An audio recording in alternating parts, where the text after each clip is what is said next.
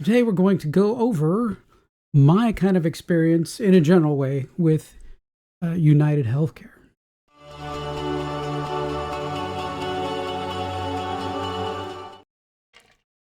Hey everybody, welcome to Tom's Talk Show. I am Tom, and all the stuff in the news about healthcare and things like that. I mean, I've got many suggestions, right, that would definitely help with healthcare and how to make it better. But I wanted to kind of relate, one of my experience. I don't name anybody. I don't condone any violence to anyone, anywhere, anytime, for any reason, other than to defend yourself or your family. I mean, that's kind of a given.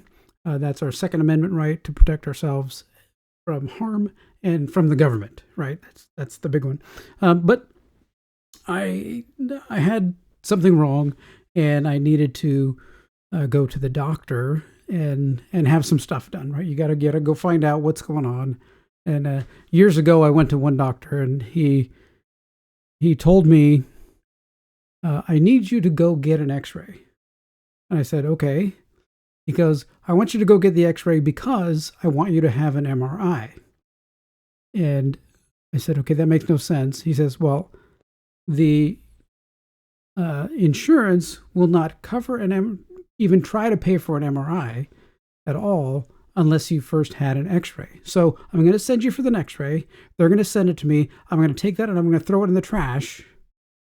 And then I'm going to send you for an MRI." So how many X-rays over the years? I mean, what are we paying? $100, $200 per X-ray. That would lead you to needing, the MRI that the doctors know you just got to go get this done just so you can ignore it. And, why is that? What is the point of that, right? Doctors need to be able to make decisions. Okay, well, this leads me to my latest, well, it's been a few years or whatever, but so here I am, I'm Mr. Little Guy going along, and I'm like, oh, I have some kind of condition, some kind of pain, some kind of something. And I'm like, I need to go and see my doctor, right? I go there, I talk to the doctor, right? We sit down, we discuss everything that's going on, my medical history, everything that's happened in the past, all this other stuff, whatever else is happening. And we sit down, we talk about it, right? Very personal. I've got my physician who's been seeing me for, literally 7 years, right? And is very active in my healthcare. She knows that we go to all our appointments, all of our follow-up appointments. We have my wife and I were some of the people that actually, when we moved away from there, the doctor actually gave my wife a big hug and said, "I'm getting all of your medications, ordered up so that all the prescriptions are fresh, so they'll last for a year and everything else." And she said, "You were just my favorite, one of my favorite patients, because we always had such good conversations about health, and we paid attention to health and all those kinds of things." And just like, so, it's a very deep, I mean, people don't have that kind of relationship with doctors really anymore. And I think that's where we are today. Where we are living today, we're kind of definitely missing that kind of interaction with the doctor. But we have had that, so much in the past. Some very family, country, doctors that are just like, let's sit down and talk for a half hour, 45 minutes about what's going on, in your history and your life and everything else. But this person you're trusting to diagnose you, right? And you put a lot of trust in them, and then you discuss for a long time, for what type of procedure that you need. Okay. So we sat down and we discussed that, and I said, "Well, let's find out what's going on. Let's get an MRI and see what's going to happen. We'll do that." And immediately, boom, deny.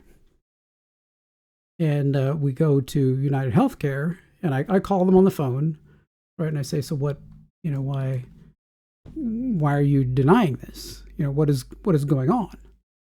I mean, my doctor and I discussed this, and we're going, oh, well, they said, "Oh, we just want to make sure it's safe for you." I'm like, okay, that's a bunch of garbage, right? I mean, uh, So, National Library of Medicine, PubMed, review of magnetic MRI essentials safety. So, nearly 40 million people every year get an MRI. Right? That's like what? Almost a tenth of the United States population gets an MRI every year. So, and there's, many safety articles, many cited by references, other references. There's 15 more references. This is obviously an extremely, extremely safe procedure. So what's the real reason? Well, the real reason, right, is if they can delay this, or maybe, I say, well, then never mind. I'll just live in pain. You can put me on medication, right? You can send some pills my way and I'll live on pain medication until, the end of my life, which I was not going to do. But they're thinking that this costs too much money and they're going to deny it. And the longer they can delay that, right? If you have a $3,000 procedure that you're getting in, November, well, if I can delay this patient from having that until, January, that puts it in the next fiscal year, right? That's moving it out, different books, you're paying it later, right? You're maintaining more of your cash, which you're earning interest on and all that. So I called them, I get them on the phone and I say, so I'm talking to them. So what the heck's going on? Why are you doing this to me? What's the deal about it? Why can't I have this? I mean, my doctor, and I actually told them, my doctor and I said, we discussed this. My doctor knows me. And they said, well, we have all of our procedures, everything that's done for all of our patients checked by a third party. So they send this out to a random review group somewhere who has never talked to me, never seen me, never been on the phone with me, has no idea what I'm actually going through other than what they can, HIPAA compliance. I don't know how much information they can get about the history, right? I've never released my information to these people, this third party. I've never signed a HIPAA document saying that they can see my information. So they have very limited information about what's going on. But yet they're a deciding factor in whether or not I can have some kind of procedure that will change, my life. So finally, what I ended up doing was every morning at 7:00 in the morning, I would make this phone call. I would call. I would do every single morning. I would get up and I would go out and I would call United Healthcare every single morning. Every single morning I'm on the phone. Everybody knew in my house that I was going to be on the phone for quite a while. So I would call them and I would explain to them, my doctor needs me to have this procedure.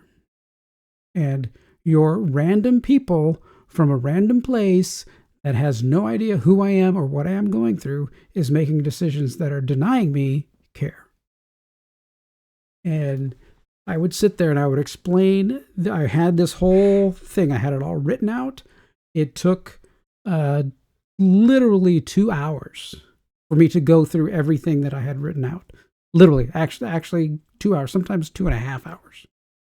And I said I would tell the person on the the United Healthcare person on the other end of the phone. I said, so I know this isn't you. I know you're in the middle of a system, and I would never be irate or upset or mean or anything else like that. I don't.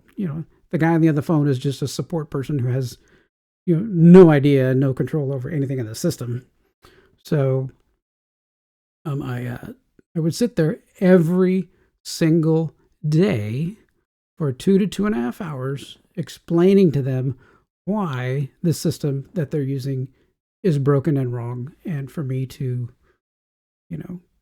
I need to get this procedure done. So after almost 2 weeks of doing that, at the end of my explanation of everything that was going on and everything else, I worked in call recording for call recording companies, in the IT department of a call recording company, and they have systems that take all of the words that you speak, convert it to text, because they have different systems that read, they transcribe all of the words to text. So now every word in every customer support thing is now, searchable text-wise.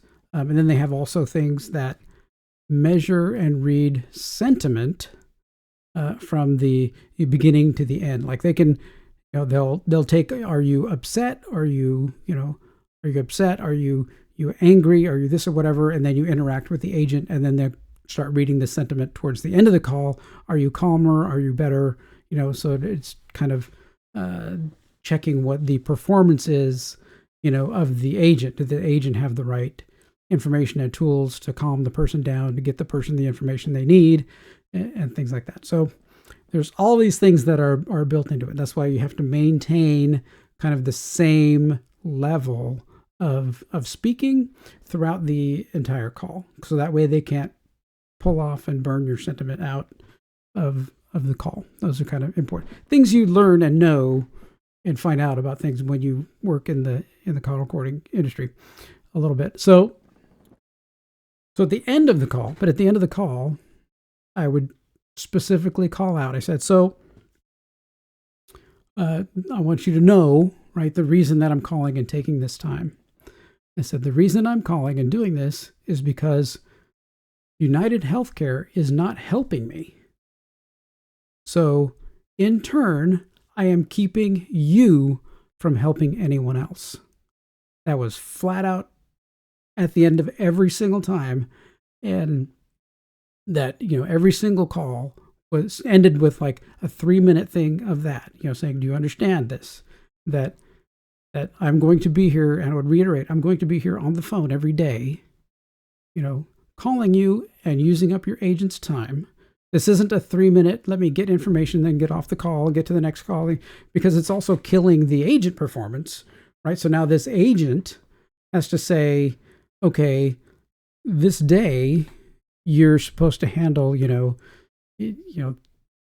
20 calls an hour, or so many calls a day. There's all these agents working, in this, being part of and seeing, this industry. There's all these metrics about how long agents stay on the phone, and they need to get that turnover. They need to get people on and off the phone as fast as they can so they can get to the next call.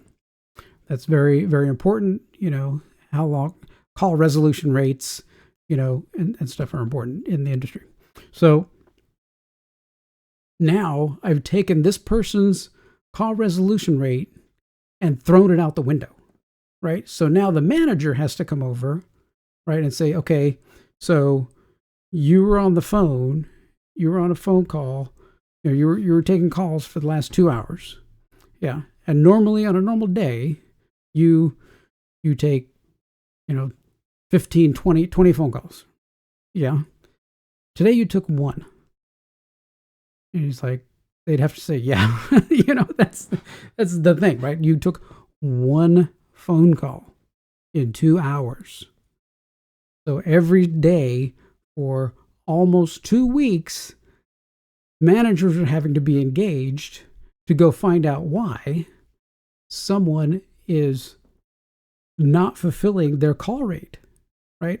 I mean, the agents can explain, and they can go back and pull the audio from the call and find out what was going on, right? So it's not going to hurt the agent that much, but it definitely throws their metrics way off, right? You want to, if you can get a call in 5 minutes, boom, get them on the phone, find out what the issue is. Okay, let's look this up. Okay, I can refer that. I can do, okay, here's your issue. Let me get you, the doctor you can go see for whatever, they're doing something, boom, get information in, information out, really fast.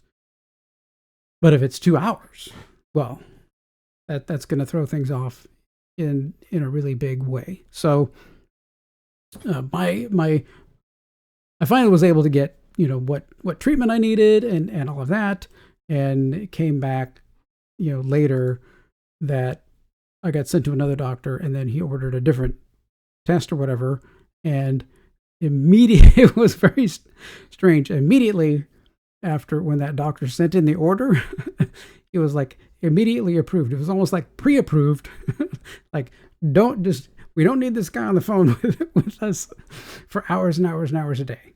So the solution really is to get all of this stuff, and these people need to go away completely, and get United Healthcare here, right there. And the solution is I go to my doctor and I just figure out what procedure and what action needs to be taken. Healthcare professional, right? That's why they got the degree on the wall. And I go get my test or whatever, and United Healthcare just sucks it up and pays it. That would actually save them a ton of money, because all this is about cost savings, right? That would save them so much money. Instead of not having to go, we got to go get an x-ray first, and that churns paperwork. Right now you got to file the claim for the x-ray, and then they do their negotiation, whatever their rate is, back and forth, and then get the x-ray place paid and all that, and then that generates paperwork that has to go back to the doctor, and all of that is just time and money.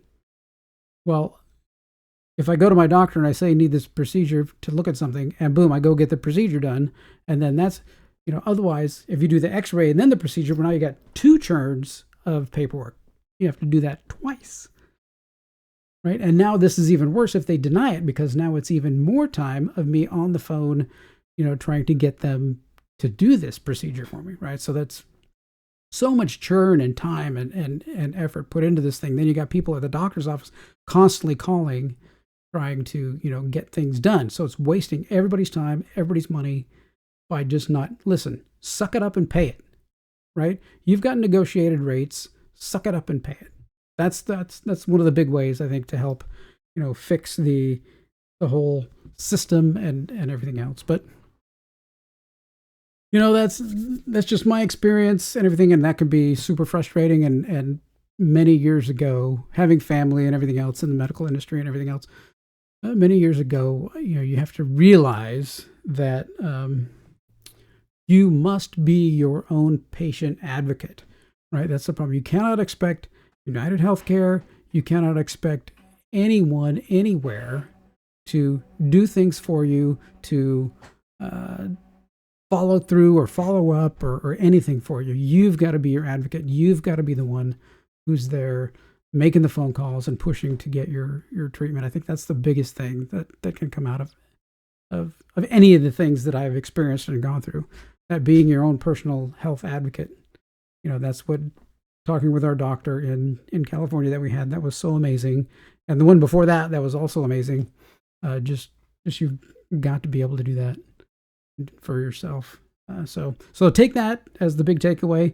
Be your own advocate for your own healthcare. Don't let anybody else do it. If you get an elderly member of your family, definitely help them keep it in the family and do that. So, all right. Well, that's what I see as problems and one small fix for what we can do. But there you go. I mean, it's not worth hurting anybody about, but there are ways to fix it, and I hope that this next incoming administration will be able to do that for us. All right. Thanks. Take care.